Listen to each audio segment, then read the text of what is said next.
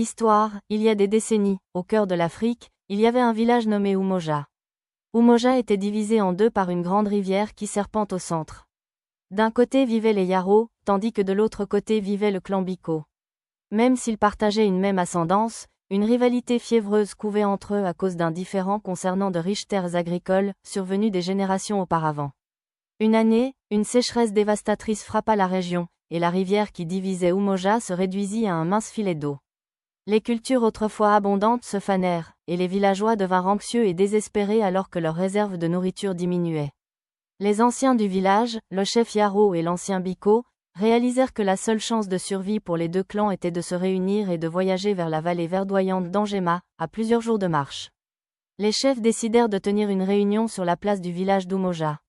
Sous le vaste ciel qui s'étendait comme une couverture d'artistes de l'horizon à l'horizon, parsemé d'étoiles qui brillaient comme si elles détenaient les murmures des ancêtres, l'ancien Biko s'adressa au clan.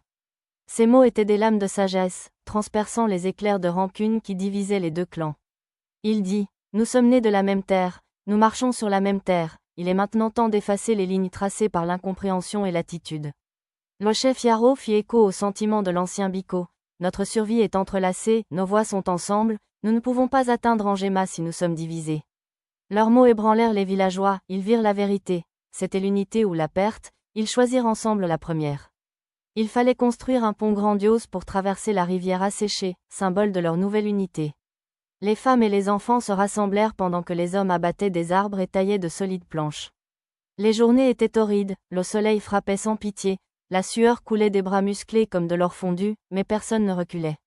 Chaque planche posée, chaque clou enfoncé, les rapprochait de leur objectif collectif. Au milieu des efforts et des victoires partagées, les clans Yaro et Biko découvrirent une camaraderie qu'ils avaient oubliée depuis longtemps. Enfin, leur objectif fut atteint. Un pont remarquable s'élevait maintenant au-dessus de la rivière épuisée, se mélangeant merveilleusement aux teintes du soleil couchant. Le pont, témoignage de leur force et unité collective, a été nommé Pont Umoja.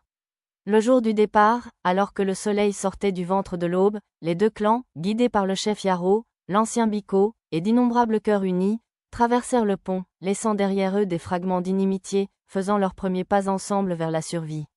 Ils atteignirent Angema. Le moral élevé et la concordance les conduisirent à une récolte fructueuse et à un avenir qu'ils avaient envisagé ensemble lors du voyage. L'unité les a fait réécrire l'histoire de leur existence.